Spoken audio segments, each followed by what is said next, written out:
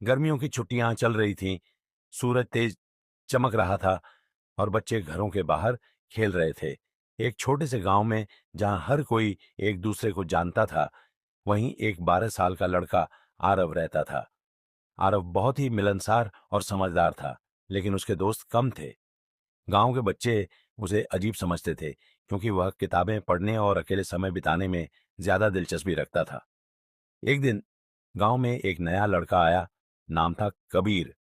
कबीर का परिवार शहर से गांव में आकर बसा था। वह शांत स्वभाव का था और ज्यादा बात नहीं करता था। आरव ने महसूस किया कि कबीर गांव के बाकी बच्चों से अलग था, शायद इसलिए कि वह नया था और किसी को जानता नहीं था। आरव ने पहल की और कबीर से दोस्ती करने की कोशिश की। तुम्हारा नाम कबीर है ना? आरव ने मुस्कुराते हुए पूछा। हाँ, कबीर ने धीरे से जवाब दिया। मैं आरव हूं। मैं यहाँ का सबसे अच्छा गाइड हूं। क्या तुम्हें गांव घुमाऊं? कबीर पहले थोड़ा झिझका, लेकिन फिर उसने हामी भर दी। दोनों ने मिलकर गांव के खेत, तालाब और पुराने पीपल के पेड़ देखे। धीरे धीरे कबीर को महसूस हुआ कि आरव बहुत अच्छा दोस्त हो सकता है। कुछ हफ्तों में ही दोनों गहरे दोस्त बन गए। वे साथ में खेलते, कहानियां सुनाते और गांव की गलियों में घूमते। लेकिन एक दिन स्कूल में एक बड़ी घोषणा हुई।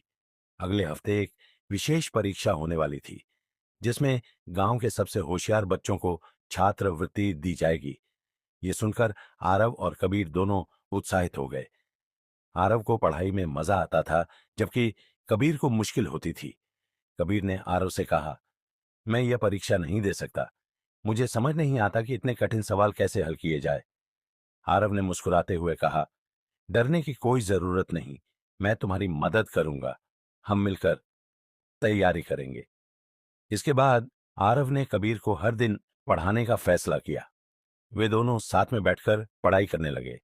आरव बहुत धैर्य से समझाता और कबीर ध्यान से सुनता। धीरे धीरे कबीर को भी पढ़ाई में रुचि आने लगी। परीक्षा का दिन आ गया। सब बच्चे बहुत नर्वस थे, लेकिन आरव और कबीर शांत थे, क्योंकि उन्होंने मेहनत की थी। परीक्षा के दौरान कबीर को कुछ सवाल कठिन लगे। उसने इधर उधर देखा, लेकिन आरव को पूरी ईमानदारी से लिखते हुए पाया। कबीर को एक क्षण के लिए ख्याल आया कि अगर वह किसी से उत्तर मांग ले तो शायद वह भी परीक्षा पास कर सकता है। लेकिन फिर उसे आरव की मेहनत याद आई। उसने सोचा, अगर आरव ने मेरे लिए इतनी मेहनत की है, तो क्या मैं बेईमानी करके उसे धोखा दूं? उसने खुद से कहा, नहीं, मैं अपनी मेहनत पर भरोसा करूंगा।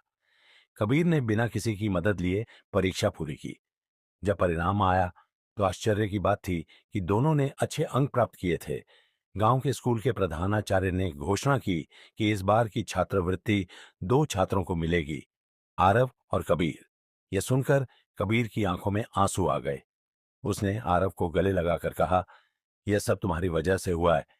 अगर तुमने मेरी मदद नहीं की होती तो मैं कभी सफल नहीं हो पाता। आरव ने मुस्कुराते हुए कहा, हम दोस्त हैं और दोस्ती का मतलब ही एक दूसरे की मदद करना होता है। गांव के बाकी बच्चों ने भी इस बात से सीखा कि सच्ची दोस्ती का मतलब केवल साथ खेलना नहीं होता, बल्कि मुश्किल समय में एक दूसरे का सहारा बनना भी होता है। उस दिन के बाद कबीर और आरव की दोस्ती और मजबूत हो गई। दोनों ने न सिर्फ गांव में बल्कि अपनी आगे की पढ़ाई में भी एक दूसरे का साथ दिया। शिक्षा। इस कहानी से हमें यह सीख मिलती है कि सच्ची दोस्ती का आधार निस्वार्थ मदद और ईमानदारी होती है। अगर हम मेहनत और ईमानदारी से कोई काम करें तो सफलता जरूर मिलती है। दोस्तों, आपको आज की कहानी कैसी लगी? कमेंट में जरूर बताएं और वीडियो को लाइक करें। चैनल पर नए हैं तो चैनल को सब्सक्राइब करें, ताकि ऐसी मजेदार कहानियां आपको मिलती रहे। Thank you.